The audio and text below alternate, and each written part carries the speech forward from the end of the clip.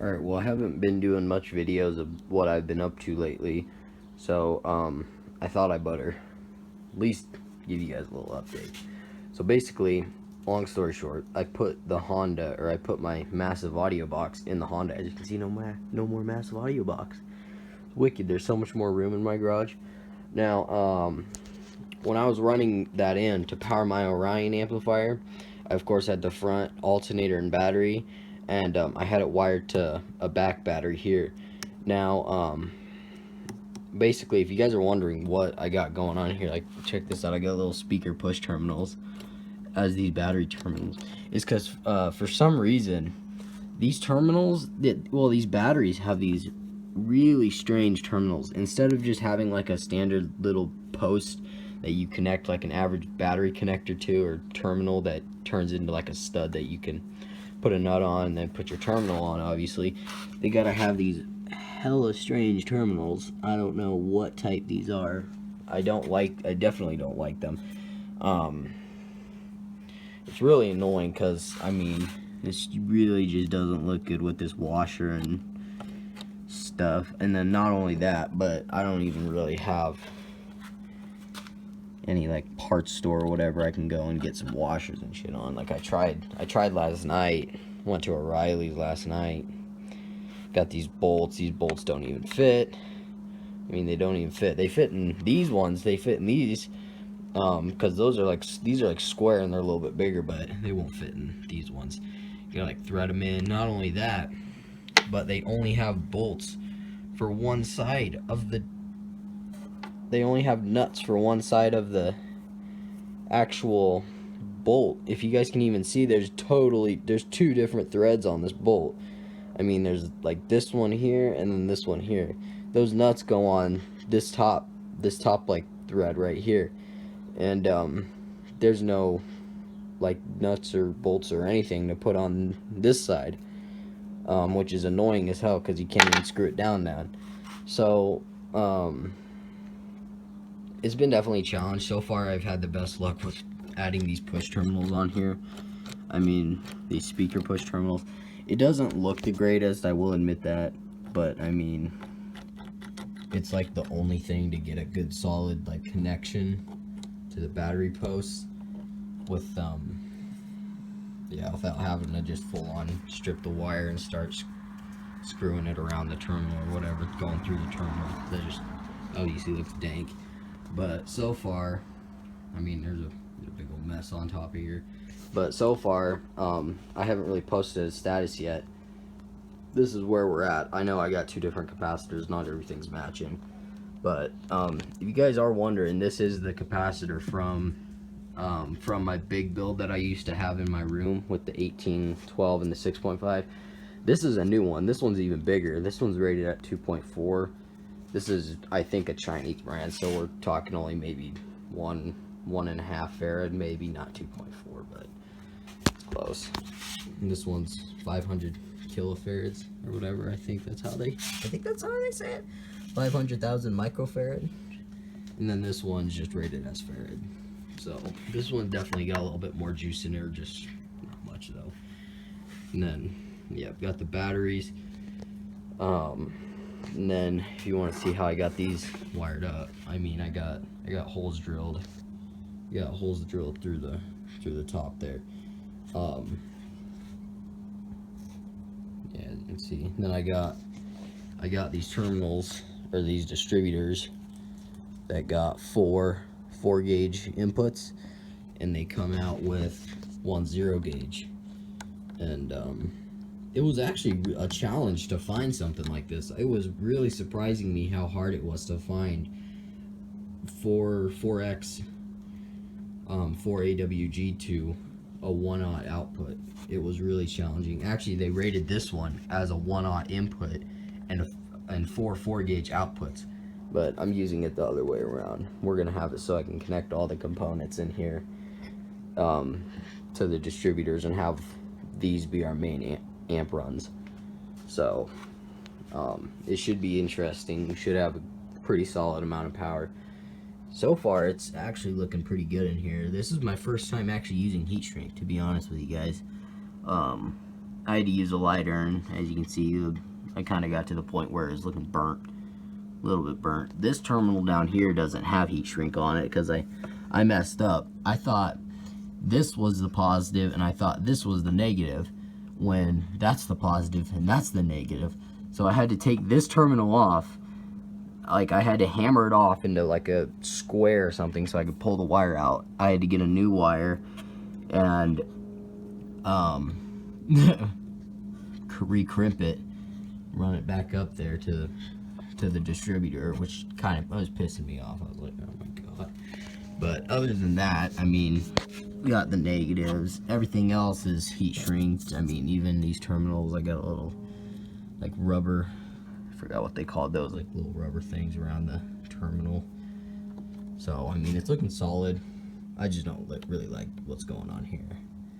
I don't know who decided to put these weird ass terminals on these batteries. So I'm gonna hook up. Next up, I got the negative. I actually just crimped a negative terminal, or negative wire, as you can see.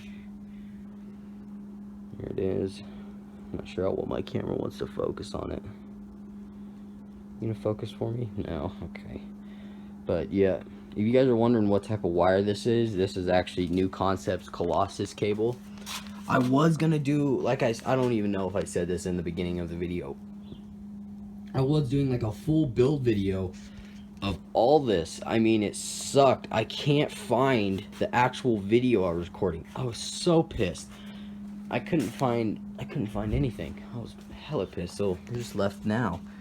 But as you can see, I'm not sure that way you can see it. It's upside down, but yep. Alright, so I'm gonna get these negatives connected, and I'll see you guys there. I'm just talking, so.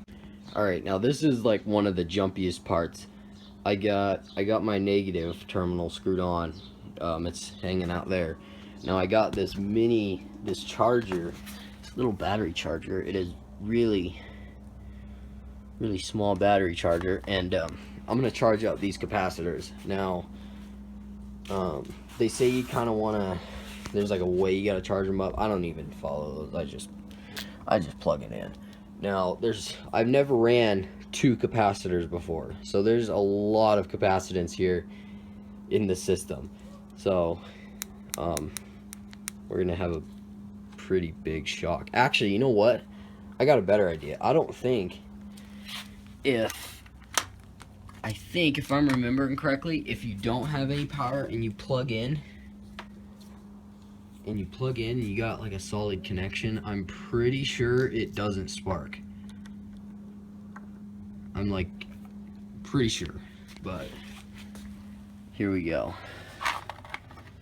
Okay, I'm gonna set my phone down somewhere. I gotta set my phone down somewhere. Let me get this. Let me get some duct tape action going on here. Standard stuff. So, got my phone ready to see if this thing sparks at all. Oh man, hopefully we got this thing wired up correctly. Here we go. 3, 2, 1.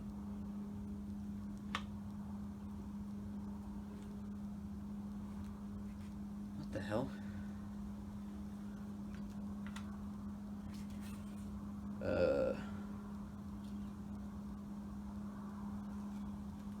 What the hell? Okay, nothing happened. Nothing happened.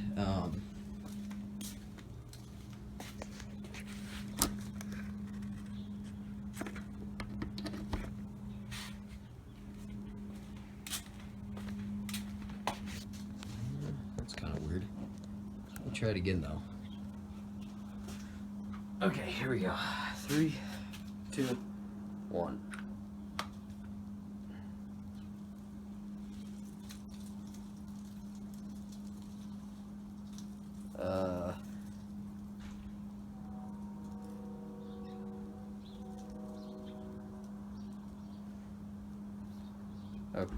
Okay.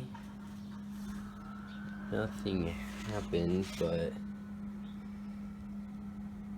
I think these capacitors are too much for this like mini charger. We're at, well, I guess we're at 12, 13 volts now. It was taking a hell of a long time to turn on. That's probably why nothing happened, was because it was taking so long to charge them. Okay, so it's showing like 14 there. This one's only getting 13.3. I don't know what the hell's going on.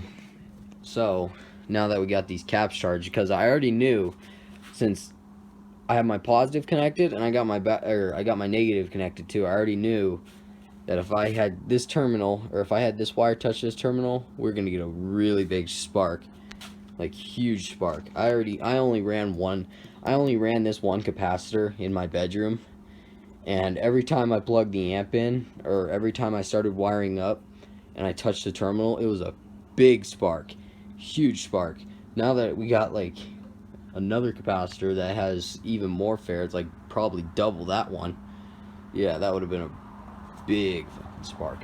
So well, there's that. I'm gonna try and get this terminal connected, or I'm gonna try and get my battery wire connected right there. These are a real pain, FYI guys, because getting these 4-gauge terminals bent like that in there doesn't look like it, but it's a pain. It's a really big pain. So, be right back. Got charging. Got the one cable in there.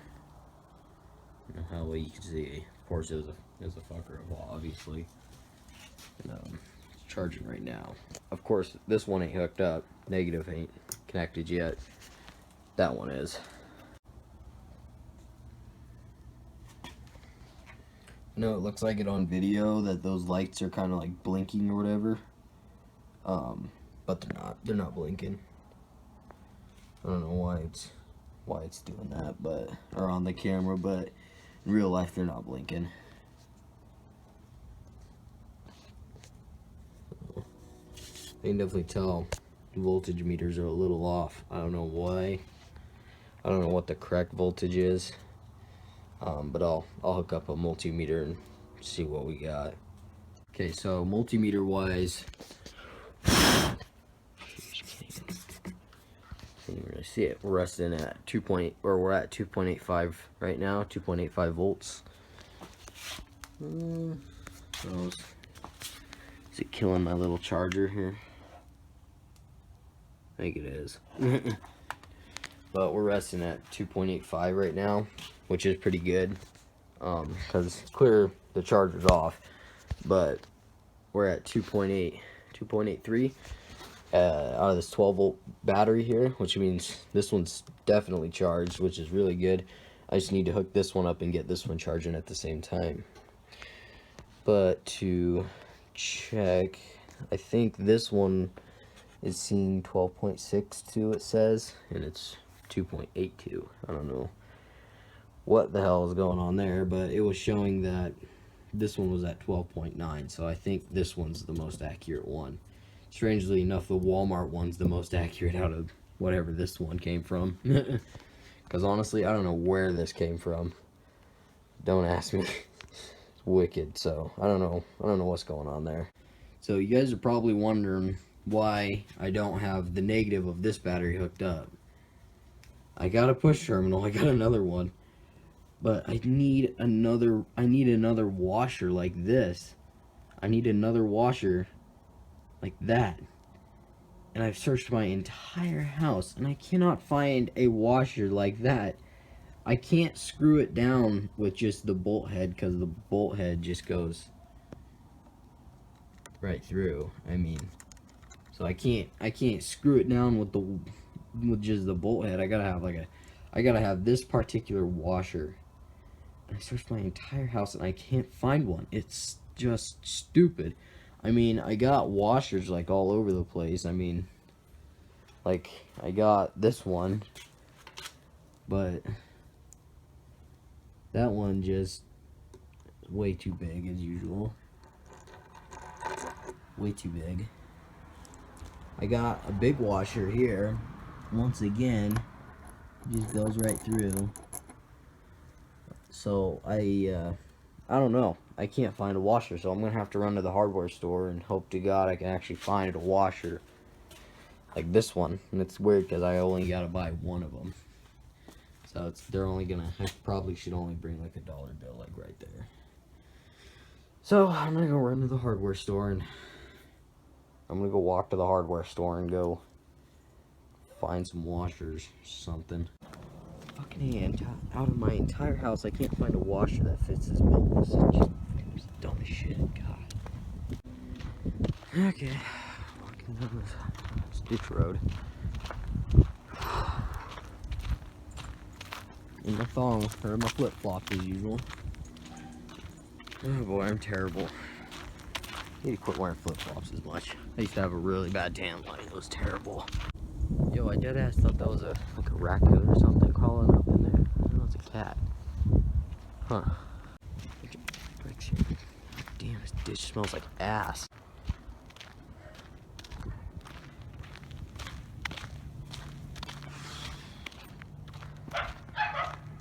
Okay, so the place I'm looking for is like right there, so... Oh boy. That means I gotta like walk in a rectangle. Sucks dick. Screw it, whatever. I'm gonna cross this bitch. Ugh. Oh my god. Like tons of ticks up in here. Ugh. Okay.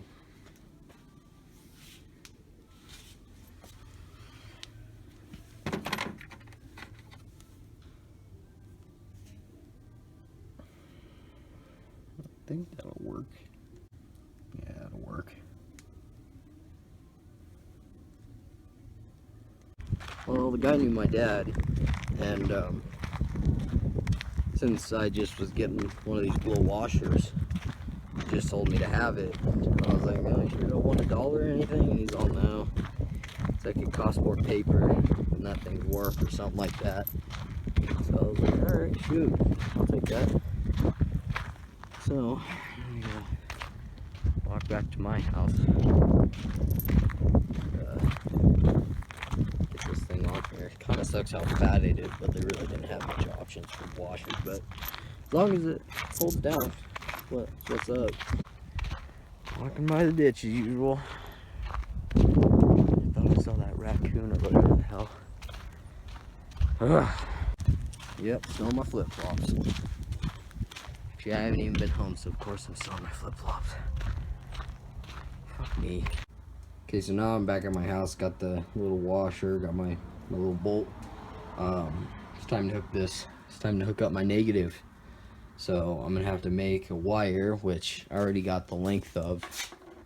I just gotta cut it to length, because as you can see, got my negative wire here. I gotta cut it to length so it looks similar to these guys in here. Gotta cut it to length, and then I'll put me a terminal on there. We should be good to go. Woo! This thing's gonna handle some power. Alright, well, we got our little wire crimped on there. Well, that says China on the front. We got our little wire crimped on there. Now it's gonna be time to strip the end. We'll attach it to our battery terminal up here. And yeah, we'll attach it to our battery terminal, and hopefully try and connect it to the ground up there. And then by that point we should be good. All right, so terminal is connected. So now, like, I mean, it's in there tight. Terminal ain't going nowhere. So now I gotta strip my wire over there and go through the pain as usual of getting that wire into the distributor block. So let's do it. Alright, so here it is. I mean, I got the caps. This one shuts off after a little bit, but it's connected. As usual, 0 gauge comes out of there. I got my wires coming in there. I know I got screws sticking out there. Those were a pain in the ass when I was feeding the wires through, because I couldn't quit stabbing myself. It's terrible, but looks dope.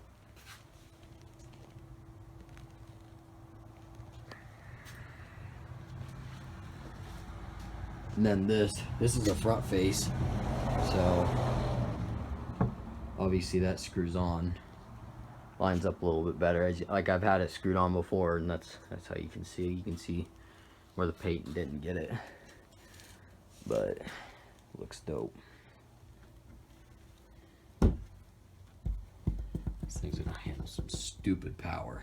Next time I do an update on this, which it'll still be in the same video for you guys, but next time I'm filming, I will probably be demoing this thing in the CRV, or the CR, yeah, it's the CRV.